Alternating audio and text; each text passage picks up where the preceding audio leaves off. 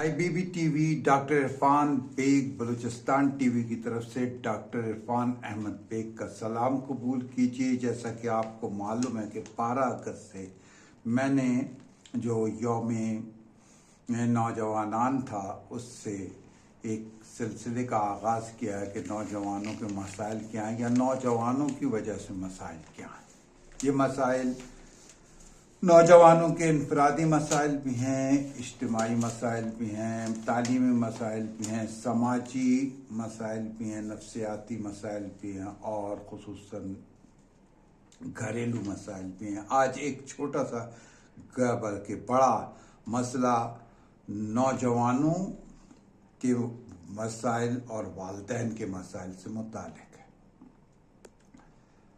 आज हम जो बात कर रहे हैं वो ऐसा है कि एक जनरेशन गैप है, यानी नस्ल और दूसरी नस्ल के दरमियान।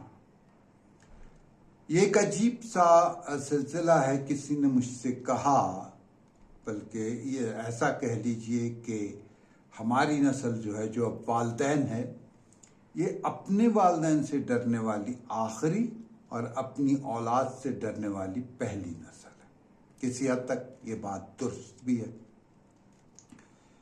हमारी ज़िंदगी में इतनी तेज़ रफ्तार तब्दीलियाँ वजूद में आई हैं कि इससे पहले हज़ारों सालों से जो नस्ल दर नस्लें गुजरी हैं उनके अंदर ये तब्दीलियाँ नहीं आई।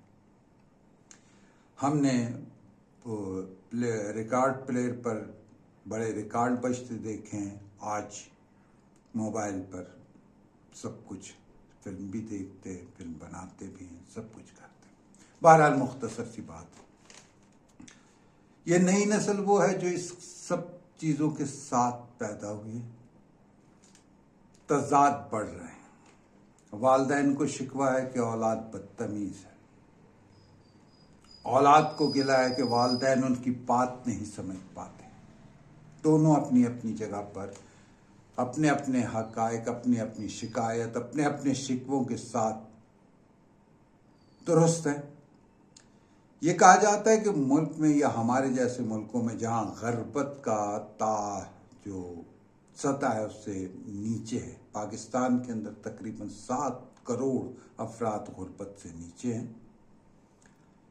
और अगर इसकी ग़ुरबत की सतह को देखा जाए तो ये ग़ुरबत अब जो है वो मजमूई तौर के ऊपर कौमी सतह पर तो 28.9 है, लेकिन अगर उसे आप सूबाई सतह के ऊपर 4 सूबों में तकसीम करें तो बलूचिस्तान में 47%, खैबर पख्तूनख्वा में 35.3%, सिंध में 32.6% और पंजाब में 23.3% है।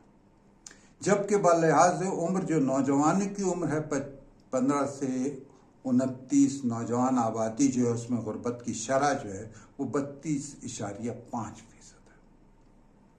साहिर दिवानवी ने अगरचे ब्रिटिश जो बरतानिया की मुलाकात है उसके एक बयान के मुखालफत में या उसमें कहा था, एक नज़्म कही थी, लेकिन उसका एक शेर शायद इस वक्त किसी हद तक उसकी अक्कासी करता है कि मुफलिसी हिस्से लताफत को मिटा देती है, भूख आदाब के सांचों में नहीं ढल सकती। किसी हद तक मुतवस्सत तबके, वालिदैन और औलाद के दरमियान जो झगड़ा है उसमें मुफलिसी, बेरोज़गारी ये एक बहुत बड़ा नुक्ता है। औलाद की ज़रूरतें, नौजवान औलाद की ख्वाहिशें, वालिदैन की महदूद आमदनियाँ, महंगाई, दुख, बीमारी, तकलीफ, किराया, मकान, बिजली, पानी के बिल, ये तमाम चीज़ें उलझा देती हैं। वो किसी शायर का शेर है कि मुझको थकने नहीं देता है मुशक्क़त का पहाड़, मुझको थकने नहीं देता है मुशक्क़त का पहाड़, मेरे बच्चे मुझे बूढ़ा नहीं होने देते। बूढ़ा होना चाहते हैं, बूढ़ा नहीं होने देते। जवान अपनी उमंगों को पूरा नहीं कर सकते। लेकिन एक बात हमारे पास मुस्बत है, वो ये है कि हमारी अक़दार अभी तक मजबूत है। हम ज़ब्त और सब्र के दामन को पकड़कर अगर हौसला मंदी के साथ चलें تو بقول فیض لمبی ہے غم کی شام، مگر شام ہی تو ہے، ہم ان مسائل پر قابو پا سکتے ہیں۔ جنریشن گیپ، اولاد کو سمجھنا، اولاد کو چاہیے کہ والدین کو سمجھے۔ اگر والدین کی تنخواہ، والدین کی مزدوری، اخراجات اس بات کی اجازت نہیں دیتے کہ وہ آپ کے خرچ کو اٹھا سکیں، تو پھر آپ کو بھی سوچنا پڑے گا۔ یہ تو وہ مجموعی تعداد ہے جو اس وقت اس سے گزر رہی ہے، لیکن وہ متوسط طبقے جو خود جن کے نوجوان خود بہت کچھ کر سکتے ہیں، ان کو اتنے پیسے مل جاتے ہیں کہ وہ اپنی تعلیم، اپنے لباس، اپنی موٹر سائیکل، موٹر بائک یا کار اس کو بہت اچھی طریقے سے پورا کر سکتے، تو ان سے تو شکوہ ہے۔ والدین پر اتنا بوجھ ڈالیں کہ جتنا وہ حل کر سکے۔ غربت کی شرح اگر شہری اس میں دیکھیں تو زیادہ کم ہے، 17.4 ہے، اور دیہی علاقوں میں دیکھیں تو 32.3 ہے، بلکہ 36.2 ہے۔ لیکن والدین اور اولاد کے درمیان جو مسائل ہیں وہ شہری علاقوں میں زیادہ ہیں، دیہی علاقوں میں کم ہے۔ وجہ یہ ہے کہ دیہی علاقوں میں تہذیب، اقدار، والدین کی عزت، اور دوسری چیز یہ ہے کہ ان کی خواہشات کا پھیلاؤ کم ہے۔ شہری علاقوں میں اس کے برعکس ہے۔ اس سے والدین اور اولاد دونوں میں ذہنی ٹینشن بڑھتی جا رہی ہے، دباؤ بڑھتا جا رہا ہے۔ بہت سے مسائل ہیں جو ابھر کر بہت تیزی سے سامنے آ رہے ہیں۔ ان کو ہم نے اپنے سماج میں رہتے ہوئے خود حل کرنا ہے، اور کس طرح حل کرنا۔ اگر بچے اپنی تعلیم پر پوری توجہ دیتے ہیں اور وہ یہ سمجھتے ہیں کہ وہ اپنی اہلیت میں اضافہ کر سکتے ہیں، تو وہ قومی سطح کیا، اگر قومی سطح پر اقربا پروری اور رشوت کا رجحان بھی ہو، تو انٹرنیشنل سطح کے اوپر وہ اپنے لیے مقام پیدا کر سکتے ہیں۔ اور جہاں تک سکسیس سٹوری کا تعلق ہے، تو آپ کو معلوم ہے کہ لوگ چھوٹی سے ایک ریڑھی کے اوپر کھانے پینے کی چیزیں بیچتے ہوئے وہ اپنی اس کو ایک صنعتی درجہ دے چکے۔ ہمارے پاس ایسی سکسیس سٹوری ہے۔ میرے اپنی نوجوانی میں میرا ایک ایسا دوست تھا جو ہم کوئٹہ میں، اس کے کئی ایکڑ پر انگور کے باغ تھے۔ ایک روز ہم بیٹھے ہوئے تھے کہ ایک بدحال افغان مہاجر آیا، نوجوان تھا، ہماری عمروں کا تھا۔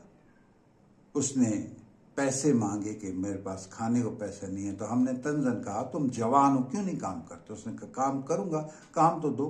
تو اس نے کہا ٹھیک ہے، میرے اس کھیت کی صبح شام نگرانی کرو، میں تمہیں دوں گا۔ اس زمانے میں اس کی 250 روپے تنخواہ مقرر کی۔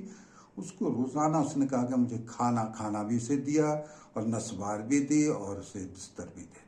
6 مہینے بعد اس نے اپنی پوری تنخواہیں جمع کی، سیزن ختم ہو گیا، وہ چلا گیا۔ ہم نے دیکھا اس کے بعد وہ سائیکل کے اوپر کباڑی کا ٹین، بوری، بوتل وغیرہ جمع کرنے لگا۔ اس کے بعد ہم نے دیکھا کہ اس کے پاس کوئی ذرا رکشا سا آ گیا۔ پھر کچھ دن بعد ہم نے دیکھا کہ وہ اور بہتر ہوا، اور پھر 4 سال بعد وہی شخص اسی باغ کا ٹھیکہ لے رہا تھا۔ اپنے اپنے شعبوں میں ہمت کی جائے۔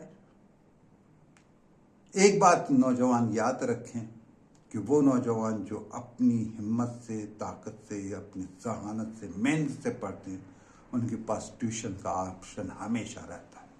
وہ اپنا جیب خرچ بھی نکال لیتے ہیں، اپنے اخراجات بھی پورے کر لیتے ہیں، اپنے کپڑا، یونیفارم، کتابیں بھی پوری کر لیتے ہیں، بلکہ گھر کی بھی کچھ مدد کر دیتے ہیں۔ چونکہ موضوع بہت زیادہ ہے، میں نے ہمیشہ کوشش کی ہے کہ اسے 10 منٹ سے زیادہ نہ بڑھاؤں، لہٰذا آج بھی والدین کو حوصلہ مندی کے ساتھ سمجھانے، ان سے بچوں سے، نوجوان اولاد سے گفتگو کرنے، اور اسی طرح والدین کے مسائل اور مشکلات کو سمجھنے کے لیے نوجوانوں سے درخواست کروں گا۔ یہ مسئلہ جو ہے یہ آئندہ بھی دوسری قسط میں بھی چلے گا۔ عرفان بیگ کو اجازت دیجیے، اللہ